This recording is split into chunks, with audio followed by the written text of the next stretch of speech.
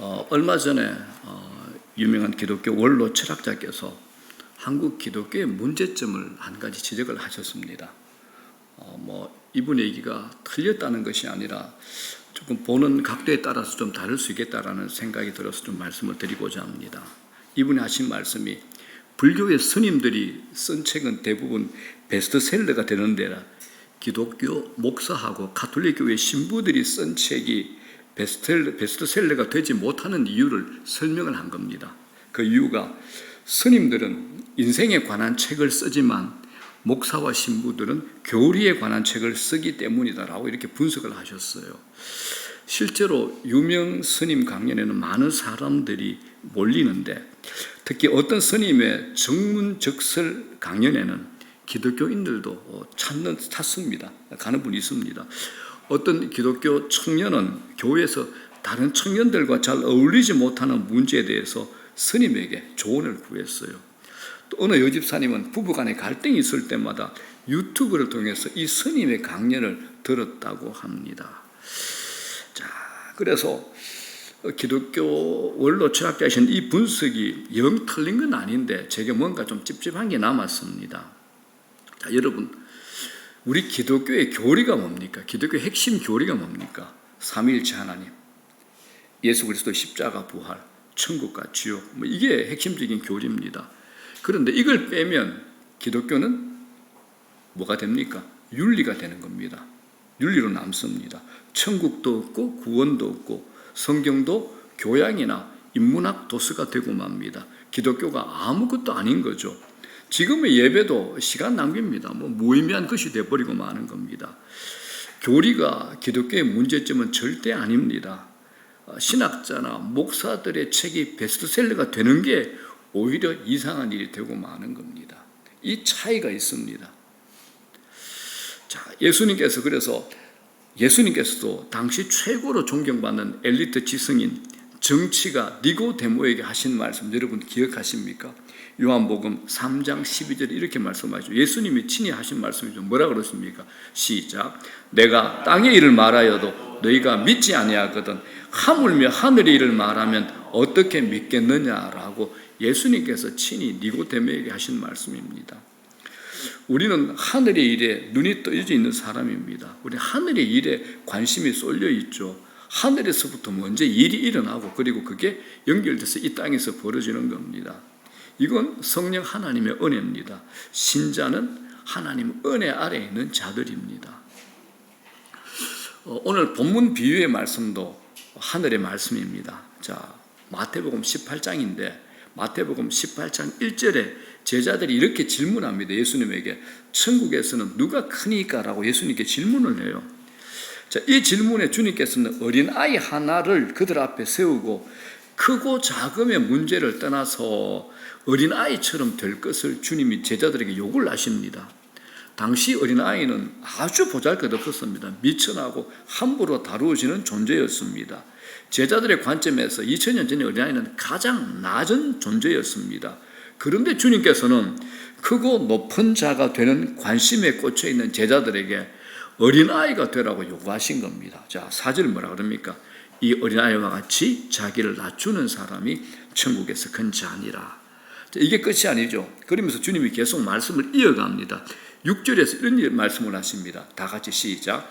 나를 믿는 이 작은 자 중에 하나를 실족하게 되면 차라리 연자맷돌이 그 목에 달려서 깊은 바다에 빠뜨려지는 것이 나으니라. 이렇게 말씀하십니다.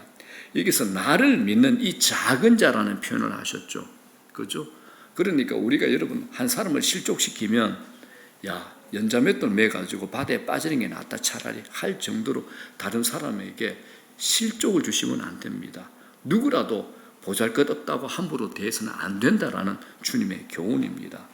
이게 끝이 아닙니다. 그러면서 주님이 또 계속 비슷한 말씀을 이어가십니다. 이번에는 길 잃은 양 한 마리를 비유로 말씀합니다. 자, 12절, 13절. 아주 비생산적인, 비효율적인 것을 주님이 말씀하셨습니다. 시작. 너희 생각에는 어떠하냐? 만일 어떤 사람이 양 100마리가 있는데 그 중에 하나가 길을 잃었으면 그 99마리를 산에 두고 가서 길 잃은 양을 찾지 않겠느냐? 진실로 너희에게 노니 만일 찾으면 길을 잃지 아니한 99마리보다 이것을 더 기뻐하리라. 100마리 있는데 한 놈이 집 나갔어. 그렇다면 어떻게 하냐? 아이고 집 잘 나갔다. 그리고 기뻐하기는 아니냐? 99마리 놔두고 한 마리 찾으러 가지 않겠느냐? 그 놈을 찾았을 때 얼마나 기뻐하겠느냐? 이게 주님의 마음이라는 겁니다. 자, 정리해 볼게요. 우리가 신약 성경을 펼치면 제일 첫 번째 성경이 뭡니까? 마태복음이죠.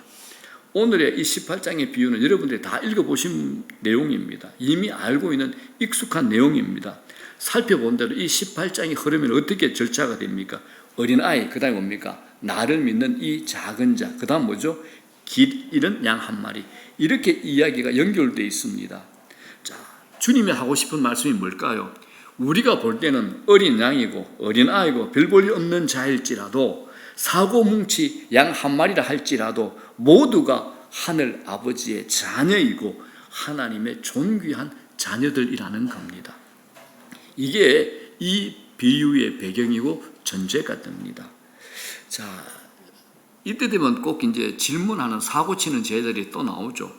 이 질문을 주의 깊게 듣던 성질 급한 베드로가 못 참고 제자들을 대표해서 주님에게 질문을 던집니다. 21절 뭐라 그럽니까?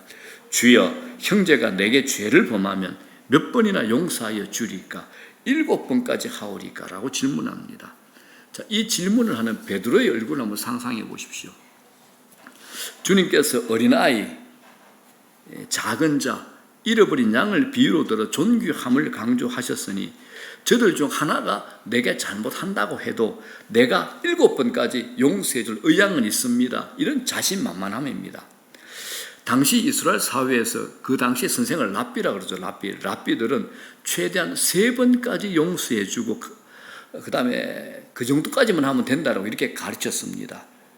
3번까지 용서해 주라는 랍비의 가르침을 베드로가 모를 리가 없는 겁니다. 그래서 베드로는 주님의 말씀을 적용해서 랍비들이 가르치는 것의 2배를 넘는 7번까지 용서를 하겠다라고 말하는 겁니다.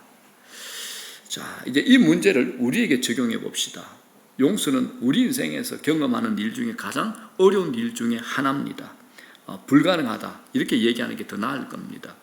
자, 이런 점에서 우리가 어떻습니까?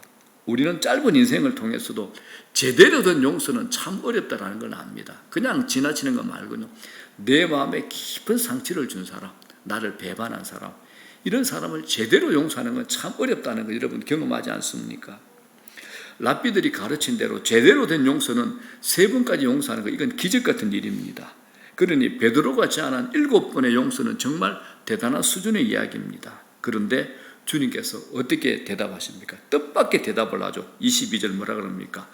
네게 이르노니 7번뿐 아니라 70번을 70번까지도 할지니라.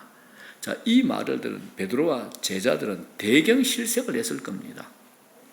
70번을 7번까지 용서하는 주님의 말씀은 우리는 보통 이렇게 얘기합니다. 77이 49, 490번까지 아닙니다.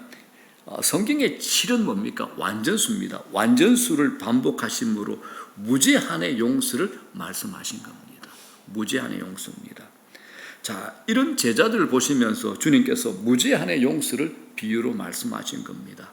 이 비유는 천국에 속한 우리들이 천국에 속한 사람들에게 용서라는 것이 어떤 의미와 가치를 지니는지를 우리에게 말씀하고 있는 겁니다. 자, 그러면서 주님께서 이제 또 다른 비유로 말씀을 좁혀갑니다. 우리가 읽었던 본문입니다. 23절 시작. 천국은 그 종들과 결산하려 하던 어떤 임금과 같으니라고 시작합니다. 여기서 종들이라는 것은 노예가 아닙니다. 임금을 모시고 있는 고위 신하를 가리킵니다. 자, 임금이 결산해야 하는 중에, 자, 신하 중에 10,000달란트 빚진 신하 하나가 등장합니다. 10,000달란트입니다. 자, 24절 시작. 결산할 때에 10,000달란트 빚진 자 하나를 데려오며, 자, 제자들이 이 말을 듣고 놀랐을 겁니다. 자, 신하가 임금에게 진 빚의 액수 때문입니다. 자, 10,000달란트죠. 자, 당시에 한 달란트가 얼마냐? 6,000데나리온입니다. 6,000데나리온. 자, 데나리온이 뭐냐? 당시의 유대 노동자 하루 품삯입니다. 그러니까 한 달란트가 뭐냐? 6,000일의 품삯이야. 일단 15만 원 계산하니까 10,000달란 아니야. 1달란트가 얼마냐 그러면 9억이에요. 1달란트가 9억이야. 그럼 10,000달란트는 얼마일까요? 9조야, 9조. 말이 안 되는 겁니다. 이 말이 안 되는 빚을 진 겁니다. 상상이 안 되는 금액이죠. 2000년 전에. BC 200년경에 카르타고의 한니발이 이제 역사책에 이렇게 나와요. 로마의 전쟁에서 패했을 때 로마가 카르타고란 나라에 요구한 배상금이 50년간 금이 아니고 은 1만 달란트였는데 이것 한 나라가 배상하기에도 무거운 액수일 정도입니다. 그러니 주님의 이야기에 오늘 본문에 등장하는 이 신하는 임금에게 천문학적 빚을 진 상태라는 겁니다. 얼마죠? 9조. 자, 이건 주님께서 비유에서 종종 이런 과장법을 사용하심으로 말씀하시는 바를 강조하고 청중들의 주의를 끄는 방식이었습니다. 이건 당시나 오늘이나 거의 일어날 수 없는 상황이죠. 당연히 이 신하는 갚을 능력이 있습니까? 없습니까? 없습니다. 자, 이렇게 되자 임금은 고대의 관습대로 그 신하 자신과 아내와 자식들과 모든 소유를 다 팔아 갚아라라고 명령을 합니다. 이때 종의 능력이 어떻겠습니까? 25절은 뭐라 그럽니까? 갚을 것이 없는지라 주인이 명하여 그 몸과 아내와 자식들과 모든 소유를 다 팔아 갚게 하라 하니.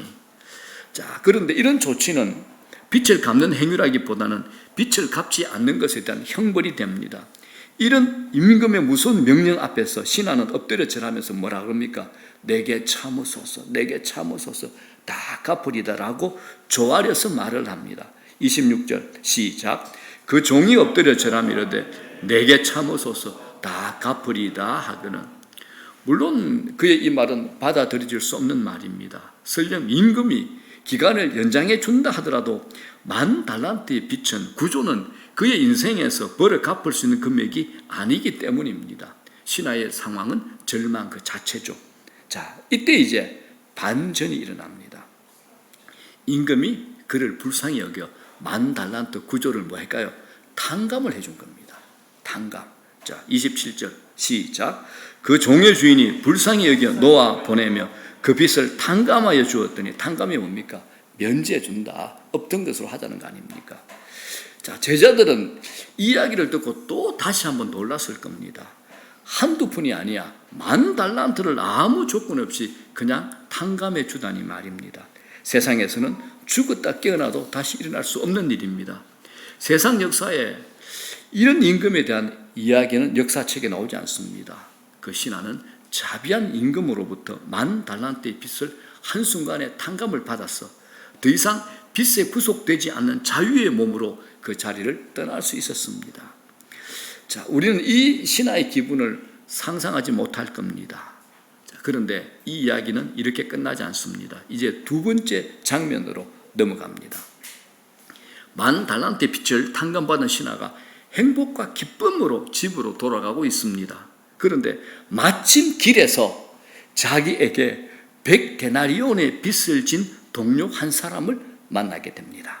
자, 100데나리온이 뭡니까? 노동자 100일치의 품삯이요. 1,500만 원이야. 자기가 탕감받은 10,000달란트의 비안을 계산해 보니까 60만 분의 1이야. 60만 분. 60분의 1이 아니고 60만 분의 1이에요. 그런데 이 신하가 자기에게 빚진 그 사람을 길에서 보자마자 뭐라 그럽니까? 야, 이놈아, 지금까지 얼마 되지도 않는 이 빚을 왜 갚지 않고 있느냐 하는 괘씸한 생각에 자기에게 빚진 사람의 목을 붙잡고 빚 갚으라고 윽박을 지르는 겁니다. 그랬더니 이 동료가 엎드려서 아까 똑같은 말을 합니다. 자기가 했던 말을 똑같이 합니다. 내게 참으소서, 갚아주리다 라고 얘기를 하는 겁니다. 자, 28절 29절 보겠습니다. 시작. 그 종이 나가서 자기에게 100데나리온 빚진 동료 한 사람을 만나 붙들어 목을 잡고 이르되 빚을 갚으라 하며 그 동료가 엎드려 간구하여 이르되 나에게 참아 주소서, 갚으리이다 하래. 이건 아까 자기가 했던 말이죠. 그죠? 아마 조금 전 임금 앞에서 자기의 모습을 이 친구에서 봤을지도 모릅니다. 아니, 봐야만 해죠. 그런데 이런 돌아봄이 그에게는 일어나지 않았습니다. 그는 이 불쌍한 친구를 옥에 가두고 맙니다. 30절 시작. 허락하지 아니하고 이에 가서 그가 빛을 갚도록 옥에 가두거늘. 자, 이게 끝이면 또 끝이 아니죠, 그죠? 이제 이 비유는 끝을 향하여 세 번째 장면으로 넘어갑니다. 길에서 벌어진 이 일을 다른 동료들이 다 본 겁니다. 이건 동료들의 눈에도 납득될 수 없는 무자비하고 은혜를 알지 못하는 행동이었습니다. 그래서 동료들이 임금을 찾아가서 이 일을 그대로 고자질합니다. 고발하죠. 그랬더니 임금이 탕감해준 그 신하를 다시 불러드립니다. 뭐라 그럽니까? 악한 종아, 네가 빌기에 네 빚을 내가 전부 탕감해 주었거늘 내가 너를 불쌍히 여김과 같이 너도 네 동료를 불쌍히 여김이 마땅하지 아니하냐 하고 엄히 질책을 합니다. 자, 31절에서 33절까지 시작. 그 동료들이 그것을 보고 몹시 딱하게 여겨 주인에게 가서 그 일을 다 알리니 이에 주인이 그를 불러다가 말하되 악한 종아, 네가 빌기에 내가 네 빚을 전부 탕감하여 주었거늘 내가 너를 불쌍히 여김과 같이 너도 네 동료를 불쌍히 여김이 마땅하지 아니하냐 하고. 이 신하는 실로 아꼈습니다. 자신이 10,000달란트의 빚을 탕감받은 자로서의 모습을 조금도 보여주지 못한 겁니다.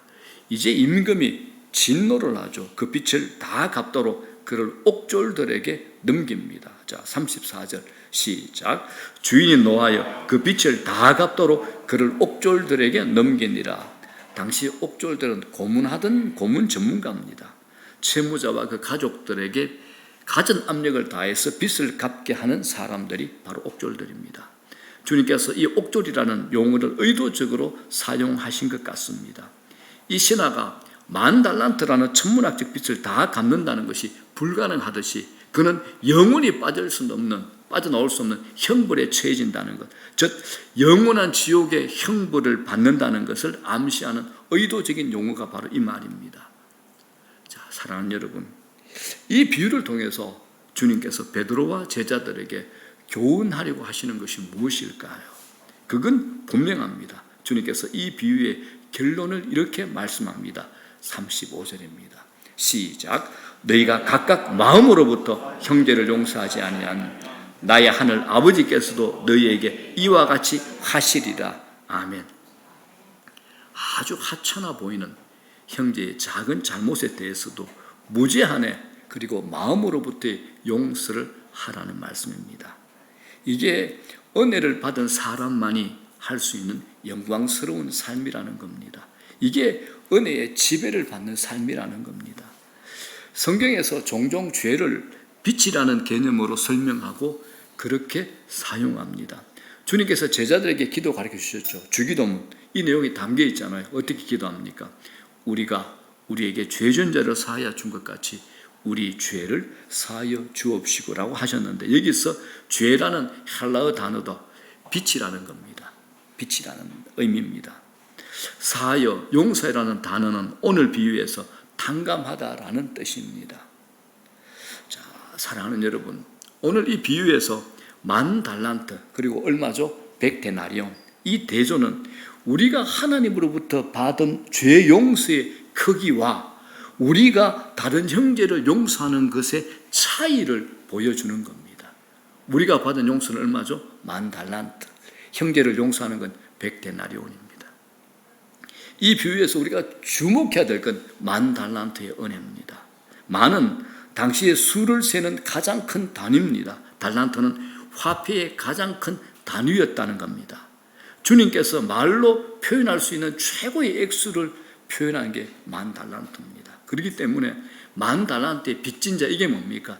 인간의 절망적인 상태를 보여줍니다. 우리의 절망적인 상태입니다.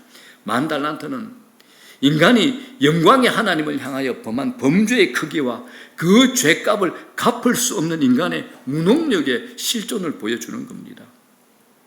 죄의 빚을 진 우리 인생은 답이 없고 길이 없는 절망 그 자체입니다. 영원한 지옥 형벌을 받는 것만이 그가 이 빚을 해결할 수 있는 유일한 길이죠. 다른 선택은 없습니다. 물론 우리들은 이 세상에서 부유해질 수 있고 성공할 수 있습니다. 명예를 얻을 수도 있고 원하는 꿈을 성취하면서 살 수도 있습니다. 그러나 그 어떤 것으로도 만 달란트의 빚이라는 실존에서 벗어날 수는 없습니다. 죄의 속박이라는 실존으로부터 스스로를 구원할 자는 없다라는 겁니다. 이게 성경이 말하는 인간의 실존입니다. 사실 이 신하에게 빚을 갚을 수 있는 시간을 1000년의 시간을 더 준다고 해도 그건 무의미한 일입니다. 빚진 신하를 풀어줄 수 있는 것은 임금의 탕감선언밖에 없습니다. 탕감선언입니다. 임금은 그를 불쌍히 여겼고 그렇게 했습니다. 이 10,000달란트는 하나님의 무한한 속죄의 은혜와 사랑을 보여줍니다. 무한입니다. 무한. 무한이 뭡니까? 이 땅엔 없죠. 이 세상에 없습니다. 무한은 하나님의 속성입니다. 하나님의 속성입니다. 이걸 당시 사람이 표현할 수 있는 최대의 금액으로 주님께서 10,000달란트로 표현하신 겁니다. 이 금액은 제자들의 머리와 가슴에 도달할 수 없는 금액이죠. 상상조차 할 수 없는 불가능한 액수가 10,000달란트입니다. 이건 무한이라고 표현할 만한 액수가 되는 겁니다. 주님은 10,000달란트로 하나님께서 절망한 죄인을 풀어주시는 은혜를 표현한 겁니다. 그런데 여러분, 우리가 이 은혜라는 은혜의 파묻혀가 주님께서 실제로 우리를 위해 하신 일을 놓치면 안 됩니다. 달란트를 탕감받은 일은 그저 이루어진 일이 아닙니다. 주님께서 우리와 같은 사람이 되셔서 십자가에 못 박히심으로, 창조주가 피조물이 되셔서 십자가에 못 박혀 죽으심으로 죄 없으신 분이 내 죄값을 대신 치름으로 10,000달란트의 죄값을 치르신 겁니다. 이렇게 우리는 갚을 수 없는 빚을 탕감받았고 갚을 수 없는 무한한 은혜를 입었습니다. 찬송가 216장 이 10,000달란트의 은혜를 이렇게 표현합니다. 10,000가지 은혜를 받았으니 내 평생 슬프나 즐거우나. 아시나요? 저도 10,000가지 은혜를 받았으니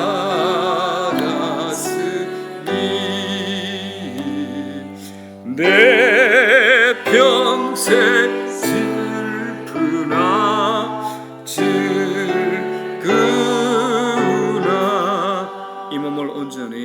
이 몸을 온전히 주님께 바쳐서 주님만 위하여 늘 살겠네. 아멘. 사랑하는 여러분, 오늘 이 비유는 복음의 핵심과 전체 구조를 온전히 우리에게 설명해 주는 겁니다. 그래서 사도 바울은 이 복음의 핵심을 로마서에서 하나님과의 관계를 거스린 죄인이 얼마나 절망적인 상태에 처해 있는가를 이렇게 설명합니다. 한마디로 인간은 피할 수 없는 하나님의 진노 아래에 있다라고 로마서 1장 18절에 이렇게 설명합니다. 시작.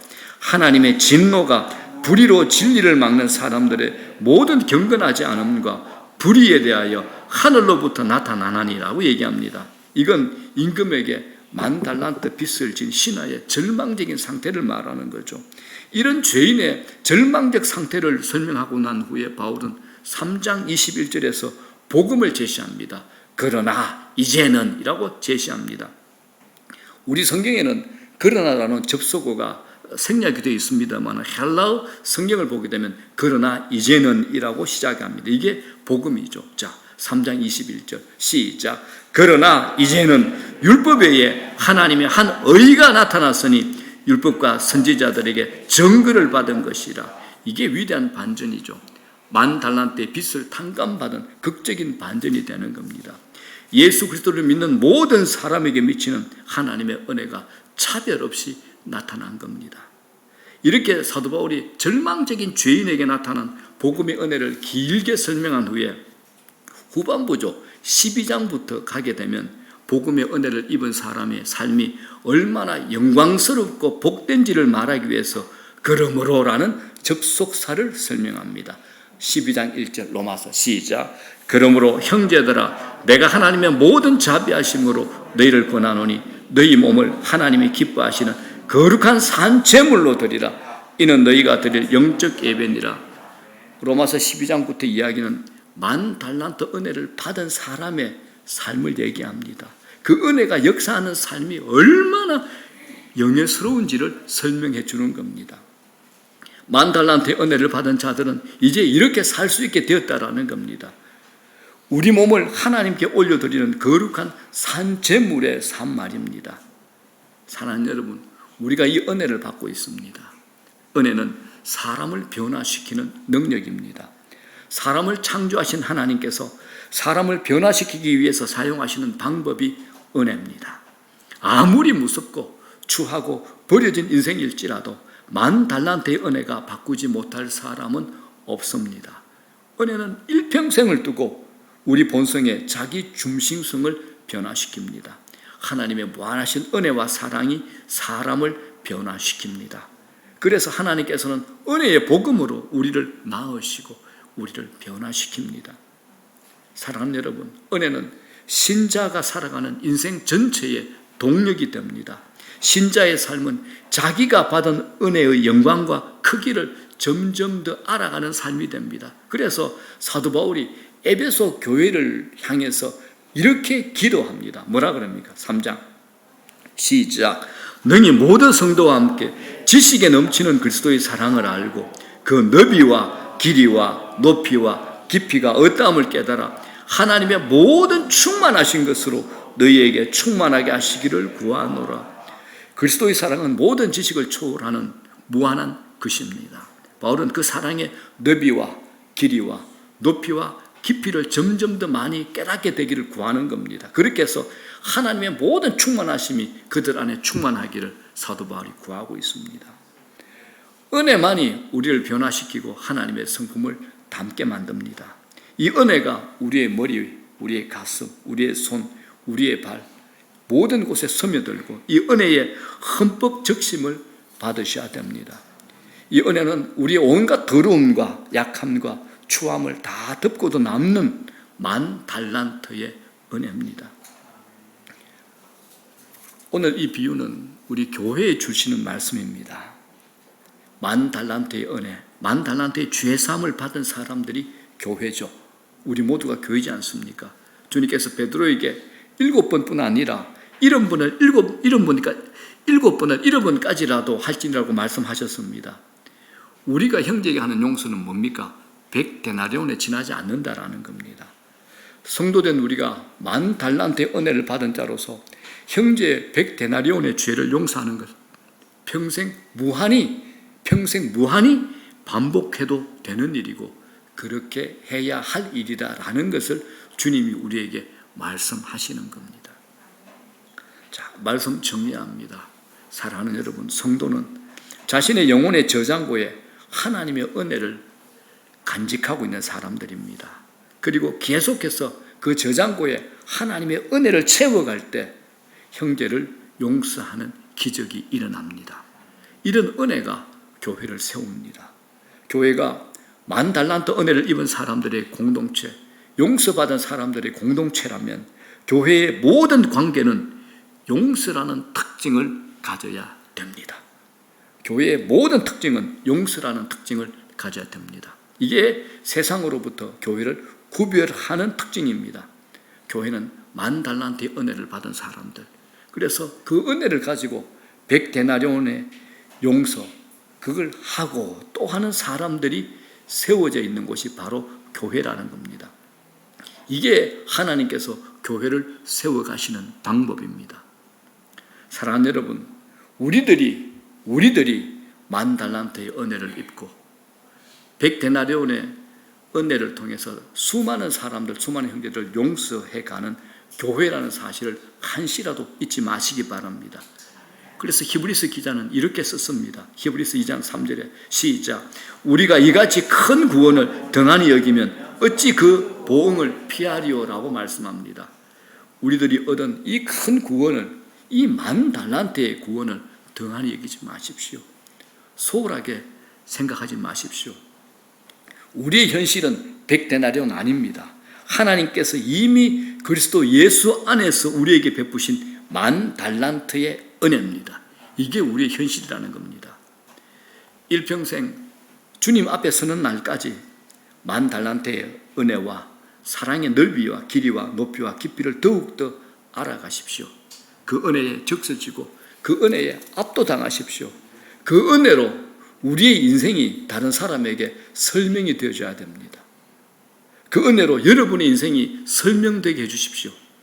그리고 만 달란트 은혜를 받은 사람임을 여러분이 형제를 향하여 무한히 반복하는 용서를 통해서 나타내시라는 겁니다. 이건 은혜 받은 자의 의무사항이 아니라 은혜 받은 자의 신자의 영광스러운 삶입니다. 만 달란트 은혜를 받은 자만이 누릴 수 있는 영광이라는 겁니다.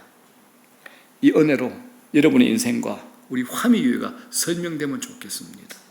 우리 가정이 설명되면 좋겠습니다. 우리가 이를 위하여 부르심을 받았습니다. 언제나 여러분 만 달란트 기억하십시오. 만 달란트의 은혜를 입은 자만이 살 수 있는 영광스러운 삶을 살아내는 겁니다. 형제를 사랑합시다. 형제 용서합시다. 용납합시다. 안아주는 삶을 사는 저와 여러분 되시기를 주의 이름으로 축원합니다.